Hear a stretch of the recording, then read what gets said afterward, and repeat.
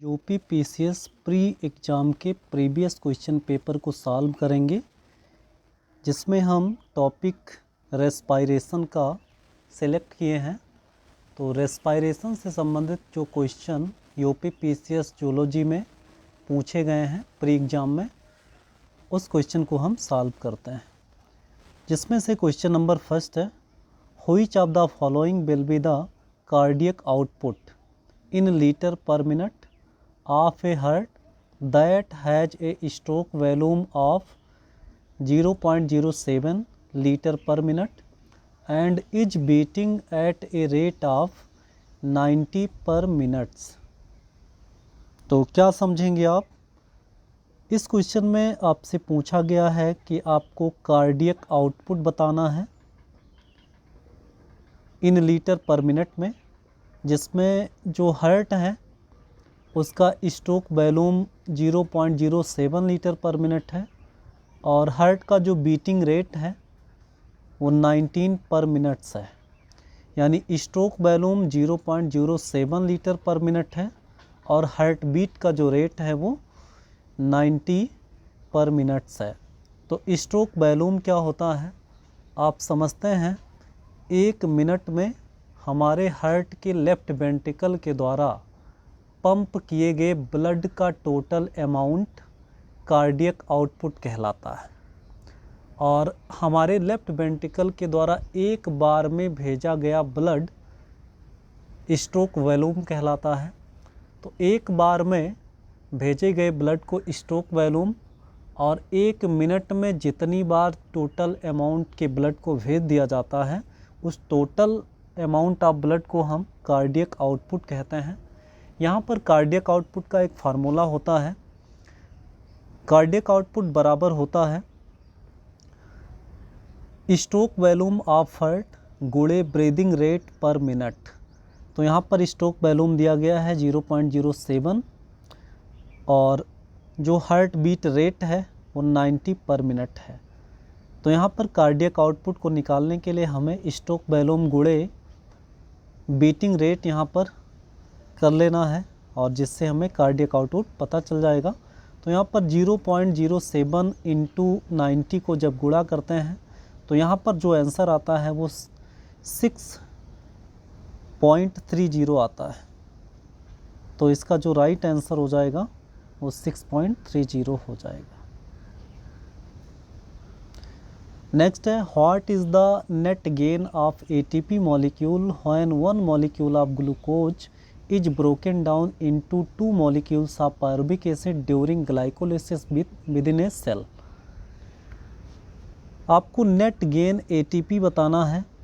Net gain ATP molecule यानी total कितने ATP का निर्माण होता है या कितने एटीपी का लाभ होता है टोटल किस प्रक्रिया में, जब ग्लूकोज का एक मॉलिक्यूल टूटता है 2 मॉलिक्यूल ऑफ पायरुविक एसिड में। किस प्रक्रिया द्वारा? ग्लाइकोलिसिस की प्रक्रिया द्वारा। तो यहाँ पर क्या समझ पाएंगे आप? यानी ग्लाइकोलिसिस की प्रक्रिया में अगर हम देखें तो एक ग्लूकोज का मॉलिक्यूल 2 मॉलिक्यूल पायरुविक एसिड का बनाता है। ये 10 स्टेप में डिग्रेड होता है या टूटता है और इस ग्लाइकोलिसिस की प्रक्रिया में टोटल 4 एटीपी का प्रोडक्शन होता है, लेकिन 2 एटीपी ग्लाइकोलिसिस की प्रक्रिया में यूज भी हो जाते हैं। तो यहाँ पर नेट गेन एटीपी की बात करेंगे तो 4 एटीपी का प्रोडक्शन होगा और 2 एटीपी खर्च होगा। तो टोटल जो नेट गेन एटीपी होगा वो 4 - 2 होगा। तो यहाँ पर टोटल एटीपी कितना मिलेगा? तो यहाँ पर 2 एटीपी नेट गेन होता है। टोटल प्रोडक्शन की बात करें तो 4 एटीपी बनेगा, लेकिन 2 एटीपी जो है वो खर्च हो जाता है। नेक्स्ट क्वेश्चन है, haemocyanin is a respiratory pigment which contains. Haemocyanin यहाँ पर आपको समझना है हीमोसाइनिन क्या है। हीमोसाइनिन एक रेस्पिरेटरी पिगमेंट होता है जो हमारे या कुछ एनिमल्स की ब्लड में प्रेजेंट होता है। हमारे ब्लड में तो हीमोग्लोबिन होता है तो यहाँ पर जैसे इंसेक्टा क्लास के कुछ मेंबर्स हैं जिसके ब्लड में हीमोसाइनिन पिगमेंट होता है, तो हीमोसाइनिन पिगमेंट का जो मेटेलिक कंपोनेंट होता है वो कापर होता है, और कापर के कारण जो ब्लड का कलर है वो ब्लू होता है। हमारे ब्लड में हीमोग्लोबिन होता है और हीमोग्लोबिन के कारण जो ब्लड का कलर है वो रेड होता है।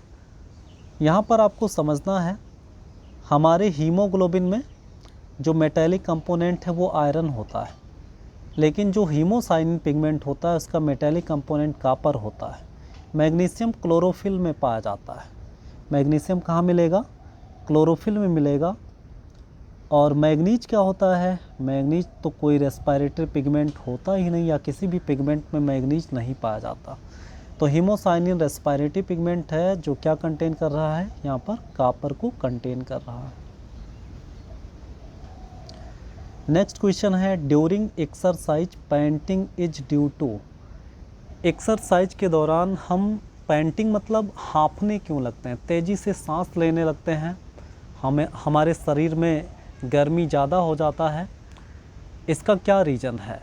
तो यहाँ पर आपको बताना है कि जब हम एक्सरसाइज करते हैं तो हमारे मसल सेल्स ऑक्सीजन को बहुत ज़्यादा अमाउंट में यूज करने लगते हैं, और जब ऑक्सीजन को यूज करने लगेंगे तो हमारा जो आरबीसी है उतने अमाउंट में ऑक्सीजन की सप्लाई मसल सेल्स को नहीं कर पाता है, जिसके कारण ऑक्सीजन के अभाव में हमारे मसल सेल्स में जो ग्लूकोज से पायरुविक एसिड बनता है वो पायरुविक एसिड कन्वर्ट हो जाता है लैक्टिक एसिड में, और लैक्टिक एसिड के एक्यूमुलेशन से हमारे मसल सेल्स में पेन होने लगता है, और पेन होने के कारण हमें क्या महसूस होता है?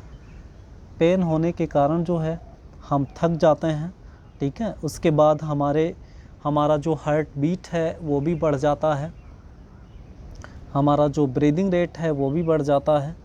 तो इस तरह से पेंटिंग के दौरान क्या होता है, तो यहाँ पर ऑक्सीजन डेप्थ, इसका जो राइट आंसर हो जाएगा ऑक्सीजन डेप्थ, यानी जब हमारे मसल सेल्स को जितना ऑक्सीजन चाहिए उतना नहीं मिल पाता है तो हमारी बॉडी में क्या होने लगती है? पेंटिंग, यानी हम हाँफने लगते हैं।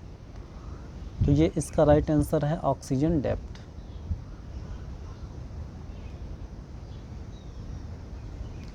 नेक्स्ट क्वेश्चन है, Embden Meyerhof pathway. Embden Meyerhof pathway represents. Embden Meyerhof pathway किसे कहते हैं? इसे स्टार्ट में EMP पाथवे भी कहते हैं।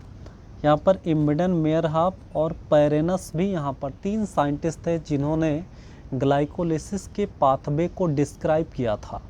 तो ग्लाइकोलिसिस में क्या होता है? स्टेप वाइज डिग्रेडेशन होता है, किसका? ग्लूकोज का, किसमें? पायरुविक एसिड में। तो EMP पाथवे कहो या फिर ग्लाइकोलिसिस कहो, दोनों का मतलब सेम है, और दोनों में कौन सी प्रक्रिया होती है? ग्लूकोज जो है वो किस में टूट जाता है? पायरुविक एसिड में। यहाँ टोटल 10 स्टेप में ग्लूकोज पायरुविक एसिड में टूटता है। The process by which ATP molecules are form from ADP is called. ADP से ATP का फॉर्मेशन क्या कहलाता है? तो आप समझते हैं, ADP में जब एक फास्फेट, इनऑर्गेनिक फास्फेट जुड़ेगा तब ATP का फॉर्मेशन होगा। तो फास्फेट जोड़ करके ATP बनाने की जो प्रक्रिया है उसको हम फास्फोराइलेशन कहते हैं। तो ADP से इनऑर्गेनिक फास्फेट को जोड़ा जाएगा जिससे ATP का फॉर्मेशन होगा, और जिस प्रक्रिया को क्या कहेंगे? फास्फोराइलेशन। नेक्स्ट क्वेश्चन है, hamburgers phenomena is also called. Hamburger phenomena को किस नाम से जानते हैं? तो यहाँ पर हम आपको बता दें, हैमबर्गर फिनोमेना क्या होता है? जब हमारे आरबीसी के द्वारा CO2 को ट्रांसपोर्ट किया जाता है तो CO2 को चेंज किया जाता है बाइकार्बोनेट आयन के रूप में, और बाइकार्बोनेट आयन लगातार आरबीसी से निकल करके ब्लड प्लाज्मा में आते रहते हैं, और जिससे जो निगेटिव चार्ज, बाइकार्बोनेट आयन जो है वो निगेटिवली चार्ज्ड मॉलिक्यूल है, तो बाइकार्बोनेट आयन अगर लगातार निकलता है तो यहाँ पर क्या होगा, जो निगेटिवली चार्ज मॉलिक्यूल है उसका अभाव हो जाएगा आरबीसी के अंदर।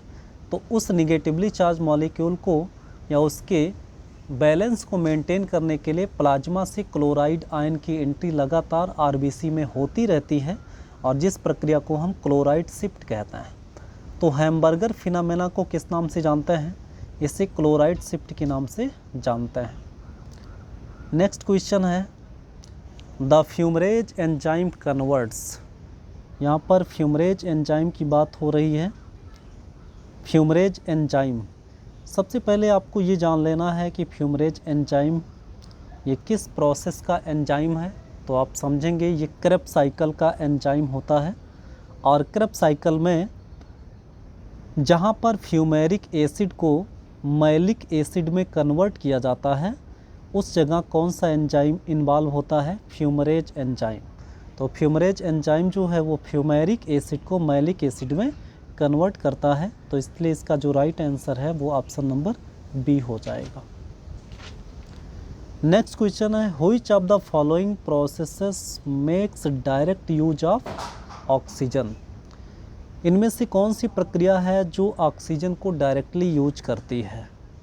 तो यहाँ पर आप समझेंगे ऑक्सीजन को डायरेक्टली यूज करने वाला जो प्रोसेस है वो यहाँ पर हो जाएगा क्रेब्स साइकिल, या जिसे सिट्रिक एसिड साइकिल या TCA साइकिल भी कहते हैं। तो यहाँ पर क्रेब्स साइकिल इसका राइट आंसर हो जाएगा। नेक्स्ट क्वेश्चन है, end product of glycolysis is. Glycolysis का सबसे अंतिम प्रोडक्ट कौन सा होता है? आप जानते हैं ग्लूकोज का एक मॉलिक्यूल 10 स्टेप में डिग्रेड होकर के पायरुविक एसिड का 2 मॉलिक्यूल बनाता है। तो जो पायरुविक एसिड बनता है वही ग्लाइकोलिसिस का क्या होता है? इंड प्रोडक्ट होता है। तो इसका जो राइट आंसर है वो ऑप्शन नंबर बी हो जाएगा। नेक्स्ट क्वेश्चन है, metabolic water is a by product of the process of. Metabolic water एक बाई प्रोडक्ट के रूप में निकलता है, किस प्रक्रिया में निकलता है? तो यहाँ पर जो है डाइजेशन में तो होता नहीं है। यहाँ पे आप समझेंगे जो टिश्यू रेस्पायरेशन होता है, जिसमें ग्लूकोज ऑक्सीजन के यूज से या ग्लूकोज ऑक्सीजन के साथ मिल करके ब्रेक डाउन कर जाता है, और ब्रेक डाउन करेगा तो CO2 और H2O प्लस ATP बनता है।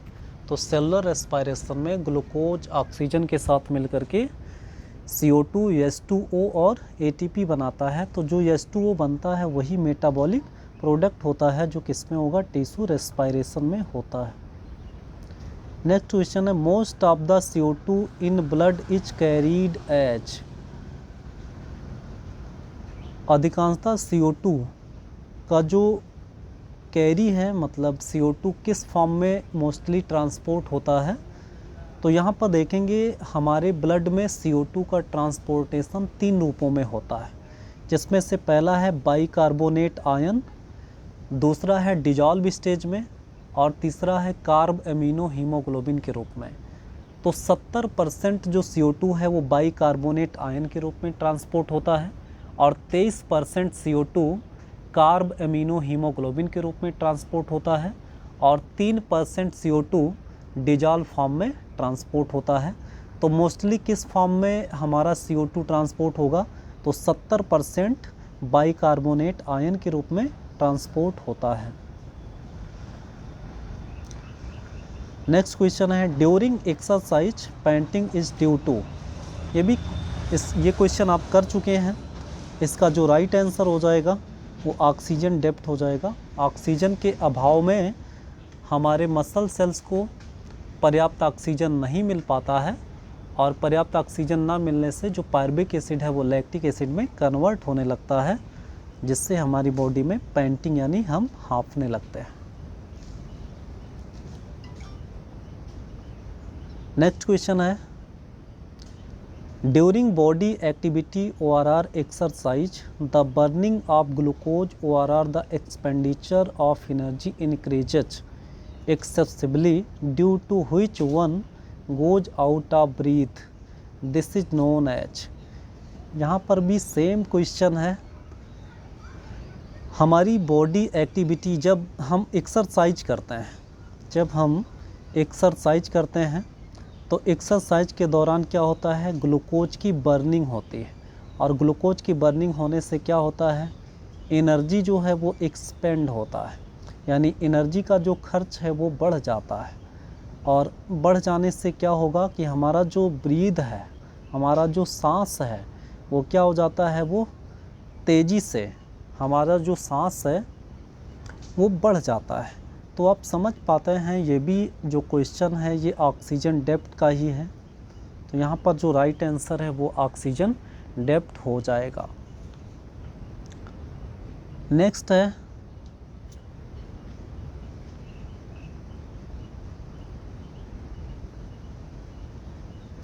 ब्रीदिंग इज कंट्रोल्ड बाई, यानी सांस लेने की जो प्रक्रिया है वो कंट्रोल्ड होती है किसके द्वारा, तो हमारे ब्रेन का पार्ट जिसे हम क्या कहते हैं, मेडुला ओब्लांगेटा कहते हैं। मेडुला ओब्लांगेटा के द्वारा ब्रीदिंग की जो प्रक्रिया है वो रेगुलेट होती है हमारी बॉडी में। तो इसका जो राइट आंसर है वो ऑप्शन नंबर सी हो जाएगा। नेक्स्ट क्वेश्चन है during which of the following reactions ATP is consumed.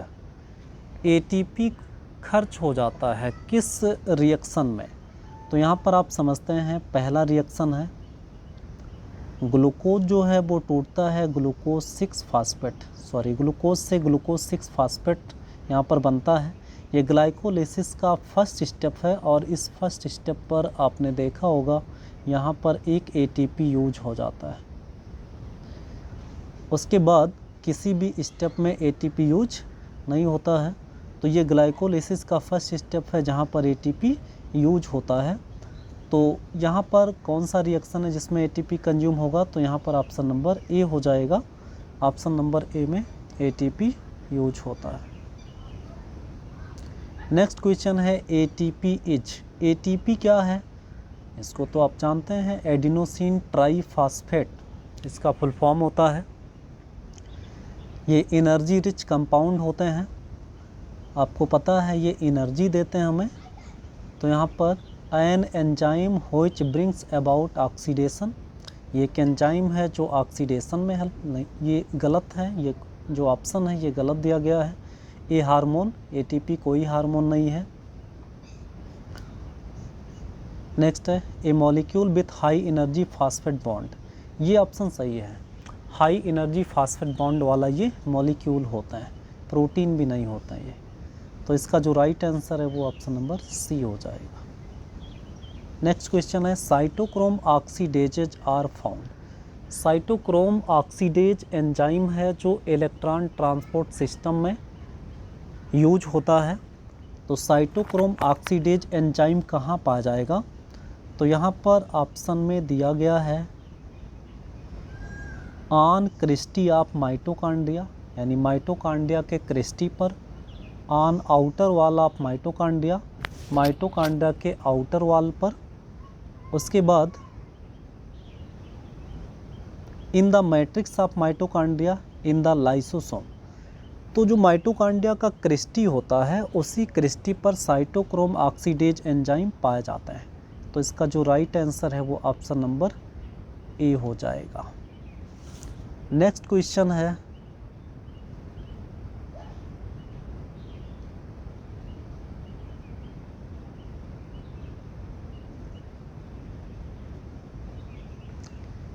ये इम्पॉर्टेंट क्वेश्चन है, यूपीपीएससी प्री 1996 में पूछा गया था। तो यहाँ पर हम समझते हैं in mammals arytenoid cartilages are found associated with, arytenoid cartilage के बारे में पूछा गया है। तो मैमल्स में कार्टिलेज और बोन्स ये सब सपोर्टिंग स्ट्रक्चर होते हैं। तो यहाँ पर एरिटिनॉइड कार्टिलेज के बारे में पूछा गया है। तो यहाँ पर हम आपको बता दें, यहाँ पे arytenoid cartilage, cricoid cartilage, thyroid cartilage और कार्टिलेज ऑफ सेंटरनिन, ये सभी कार्टिलेज पाए जाते हैं लैरिंग्स में। लैरिंग्स क्या होता है, ये वॉइस प्रोड्यूसिंग ऑर्गन है जिससे आवाज़ निकालते हैं। तो लैरिंग्स में जो कार्टिलेज होता है कौन कौन सा कार्टिलेज होता है? Arytenoid cartilage, cricoid cartilage, thyroid cartilage और कार्टिलेज ऑफ सेंटरनिन। इतने कार्टिलेज किस में पाए जाते हैं? तो लैरिंग्स में पाए जाते हैं। तो यहाँ पर ये जो ऑप्शन है ये लैरिंग्स सही हो जाएगा। In animal cell energy rich substance is produced in. Energy rich substance में एटीपी मान लो आप, एटीपी का प्रोडक्शन एनिमल सेल में कहाँ पर होता है? तो इसका जो राइट आंसर है वो हो जाएगा माइटोकॉन्ड्रिया।